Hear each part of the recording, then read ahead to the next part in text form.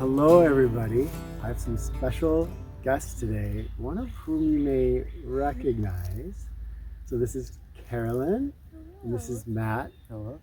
And they've come down to visit us from way up northern Minnesota, where they're working at a environmental education center. And Matt was an 11-month forest monk. So you spent a lot of time living in the woods. 5 years ago now, I think. 5 years ago now, yeah, because Mirabelle was it startling to see how much you grow? I guess you've seen videos and yeah, stuff. I've seen her in the videos, and yeah, she seems like the same person I know. Does she have the same personality? More so. Wow. So I wanted to ask you some stuff about living in the woods and civilization and everything else, but thought we might start out today because it's about a month ago I heard from somebody, and they were kind of lamenting the youth of today. And I kind of feel like every generation does this. Maybe this is just something that every generation looks back and I think they have like carvings on Pompeii about like complaining about the youth, right? Isn't that true? Older generations saying the youth have no discipline or whatever. So is this just a continual thing where we look at the youth and they're not adhering to our current generation's ideas, and you guys see 200 to 300 kids for each? How long are the cycles? 3 to 5 days. 3 to 5 days. So you're seeing a huge slice of today's youth, more than say a school teacher would see, or pretty much anybody else that I could think of. How are the kids of today doing? That's a big question. There's a chipmunk over there. Insert video of chipmunk into the feed here. Do you want to start with answering that? Well, they're not like opposed to the outdoors for the most part. I know a lot of people, I don't know, maybe this is true, maybe this isn't. There's a cultural idea that kids just want to be inside all the time. That's not really true. Yeah, I hear that. And I think just only on screens. Yeah. We spend maybe the first 20 minutes of class inside every day. And that's the part that they always seem least interested in. And then once we go outside, people just, in general, tend to light up and have so much energy and just want to roam and explore things. Yeah, I feel like they have that inner desire to like be outside, even though we may have this impression that all kids want to do is like look on their phones all day. But like, yeah, when you see them outside, it's really special. Even if they're not used to being outside, like getting that opportunity is just really cool to see. I feel like it is there, in a lot of them, more than you would think. So this idea that our technology is just ripping kids completely away from nature or an appreciation of nature, you're not necessarily seeing that in your experience. Yeah, well, at the Environmental Learning Center that we work for, most of the groups that show up, they have kind of like a no technology policy while they're there, and so we don't really see them obviously interacting with any of their own technology because it's like against the rules. But whenever I speak to the students about it, oftentimes they're like, oh, actually it's not as hard as I thought it would be. I actually feel like completely fine without it. And they're surprised themselves because they're so used to that being part of their everyday existence.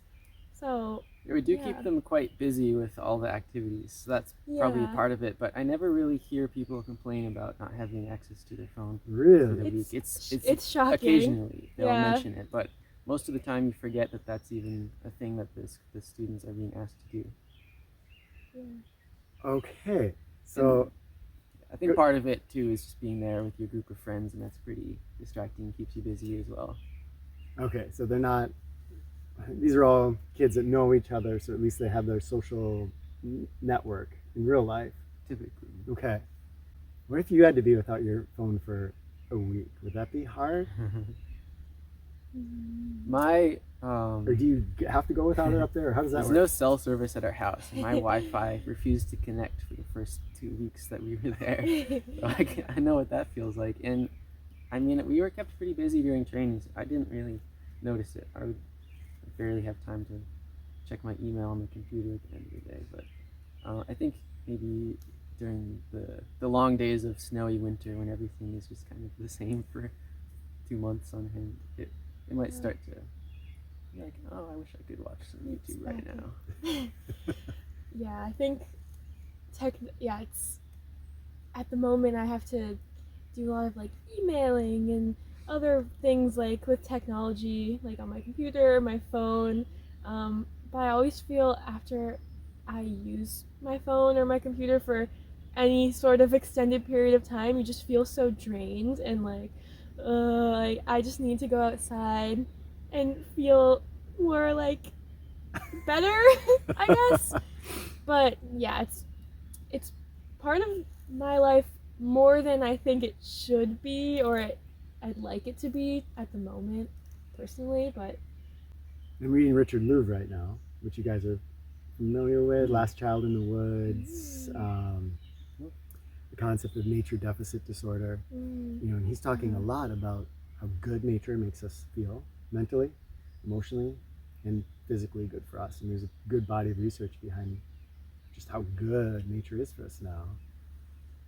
But a lot of the premise, even the premise of this channel in a way, is that we're, disconnected from nature in a big way. So I'm finding it super reassuring to hear that the kids come up there, they can be away from their phones and go out and have fun with other people, with the natural world, and they're not going into withdrawal from their screens. Yeah, it's really cool to see. I feel like if you give them the right environment for that to happen, it definitely can. So yeah, it's really powerful. One thing that we do with our classes, which I think is a huge benefit, is try sometimes to get them into smaller groups or to get them to be by themselves in the forest for at least a period of time. Like on a hike that we do, we'll sometimes spend 20 minutes on the way back just having them go at 30-second intervals so that they have time to walk for 20 minutes by themselves, because that, I think, is a completely different experience than being out in nature but talking with your friends the entire way, which is very cool and builds camaraderie and stuff, but you don't notice the nature so much as if you're out there by yourself. Some stillness, or at least a low dose of stillness where they... Yeah. Okay, and how do the kids do with that? Do they like that? Some of them love it. Some of them, I think, reflexively reject it, where they're like, we started at 30-second intervals, but hey, I'm just going to go a little bit faster and catch up to the person ahead of me. Yeah. I've only done that activity once so far, but I really enjoyed doing it because you basically send them out kind of spaced apart and they stop at like the same spot at the end, and you put little cards down and it'll say like, stop and like look up, what do you see? Or stop, what do you hear at this spot? Or like, what smells do you notice? And it'll kind of prompt them. How do you know a bird has been here? Yeah, stuff like that. Oh, nice. And so it's really cool, like when they get to the end, they're like, oh my gosh, did you guys hear that stream? And then they can talk about it all together, but they had that initial moment to themselves. That's cool. Yeah. I like that exercise too, kind of bringing us into our senses. Yeah. Anything else that you've noticed about today's youth? In what age group, quick, are you working with? So it's kind of a range, typically around 10 to 12-year-olds. We have had some younger and some older students, but yeah, they tend to be like in that middle school-ish age. Yeah. What do you think? I think the biggest difference that is made is how the teachers manage their classrooms in a way. Like, we see some students just being all over the place and not being able to focus on the class for more than a 30-second interval. And some students are very engaged in what they're doing and in what we're talking about, or the activities that we're just exploring on their own. I feel like just the biggest thing is the group dynamics as they're coming in here. So I think I have a lot of respect for those teachers who are able to build good group dynamics like that and have those standards set for efficient classes and things like that. So kids getting out of their environment, out of the city, into the woods. They get to keep their social environment, but not their tech. So you've done this for a long period of time in your life, and then come back to our civilized world that all of us are living in. And now you've been 5 years out of that experience. Takeaways, things that do you have different perspectives than other people have? Do you notice different perspectives that he has that other? Yes, Matt has been a big inspiration for me in like my environmental journey, I guess. Like, yeah, I just love like walking around and like with you guys too, with your whole family, just how interested you can be in like little things and how like these small things can like be so meaningful and interesting. Like a certain plant has this purpose or things like that. Like he has that eye. He's really good at seeing the world like that, and just like being super exploratory. I feel like is like a really big thing I've noticed about you. I didn't know you before, but yeah. What I remember about coming back is just being shocked at how busy I was all the time as soon as I got back to kind of our regular life. Because I kind of was thinking about it ahead of time. I was expecting to be like, oh, of course I'm gonna have 2 hours to cook really elegant meals every day. And then I was like, but wait, there's 15 other things I'm supposed to be doing also. How am I supposed to fit that in? And I think that is something that has stuck with me. Is just somewhere in the back of my mind that thought that I should try not to do so many things because you can't focus on any one of them if you're trying to do all of them. And you can't. So I think it's a helpful reminder to be here with you and like living near the Amish, for instance, and that reminder that there's a conscious decision to be made not to do so many things so you can have time for the things you do. Wow. Simple living, I guess. Yeah, just slowing down a little bit. hard. Probably a lot harder when you're back in normal civilization after like your 11 months here to like incorporate that, right, into your life. What you say? You went right back into college. Yeah, I had So a summer big break demands and then for I us. went into college. Yeah. Yeah. So different. I remember you sending pictures from college of you snowbathing on the campus and stuff. Yeah. I'd get some weird looks like coming out of a jog through the woods, just like all dirty and barefoot. Like, oh. I remember you like talking to me about the snow bathing, and I was like, what? Why would you do that? But I did manage to find some pretty good friends in college who were interested in the same thing. So that's Yeah. also something that can bring people together. Is some people and I had a lot of fun just doing our Wim Hofing throughout the winter and breaking through ice on the muddy ponds and just doing really random goofy things. And that's not something I would have probably been interested in before, spending a lot of time in the woods. So it's cool that if you find a really niche interest and you can find other people who have that interest, it like really brings you together.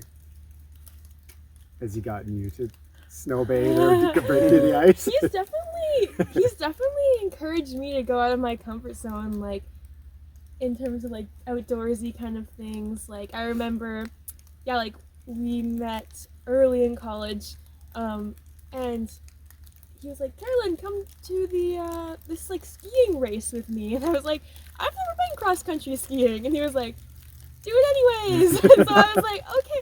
So like we went, and like that was my first time skiing, and it was 10K. That's it not was a a small 10K. distance. Your first time It skiing, was a and you race. did a 10K race. Yeah, and I was like, I guess that's what we're doing. So like he's definitely shown me a lot of. We've gone swimming in Lake Superior when it's cold, Oh, and like that's wow. not something I would have like thought to do otherwise. I talked you into doing an ice bath one time. You talked, yep. Wow. So he has definitely influenced me.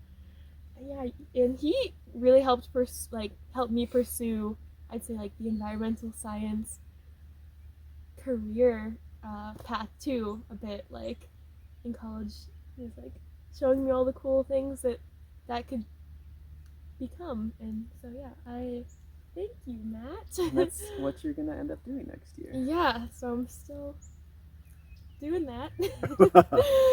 So, okay, and that to me is actually a big deal, because I feel like a lot of us, whether it's parental pressure or just the social pressure of, you should get something that makes sense and is in the box. And I feel like both you kind of dream chasers, you see what you're passionate about, you're going for it. How do people do that if someone's watching and they're thinking, wow, I love making music, I love this art I create, but there's all this pressure to go and become XYZ, whatever it is that's gonna. Yeah. I feel like finding a community of people who, can support you in that like path that you want to follow is really important, because they can help you get to your goal, and having a goal that you kind of want to get to is also a really nice thing to have. But yeah, follow your dreams. Yeah. People can give you inspiration too. Like I Yeah. kind of went into this field knowing that I just wanted to spend time outside, and through spending time outside I ended up like meeting other people who spent time outside, and then that kind of like I didn't ever realize that there was a place you could go that you just hang out with kids outdoors all day as your job, but like you figure that kind of thing out as you go along through connections that you make. So like you said, that community. Yeah. That's great advice, because Having like good people around you is just really important, who care about you and want to help see you succeed. I think it's like really important. Yeah. Any other big takeaways from your woods time transition into civilization? Yeah, it was a while back when you went through that, but I still know how to make a fire. That's one of the things that I'm like most confident in. pretty much anywhere, Any anytime. skill, so that's pretty cool. Best fire maker I know. Yeah. Yes. You know a lot of outdoors folks. Yeah. So. Oh. Just in general. So just your lives in general. How old are you guys now? May I ask? I'm 22. 22? 23. 23. Okay, so 22, 23 years of life. If you would look, it doesn't matter. It could be older people, it could be younger people. Just your biggest advice about life right now. How would you, if you had one piece of advice to give to people? Great question.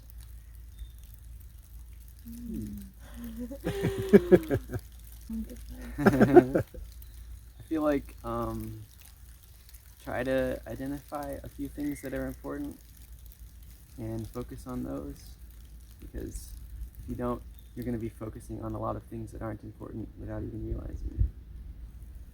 And sometimes it is the little things in life, that are the most important. So yeah, I mean, my personal philosophy is less about like I need to make a ton of money and like have all of these things, and more about just like having good connections with people and my surroundings. So I think, yeah, really just appreciating things in your life is a really important thing to do, because we are not here forever.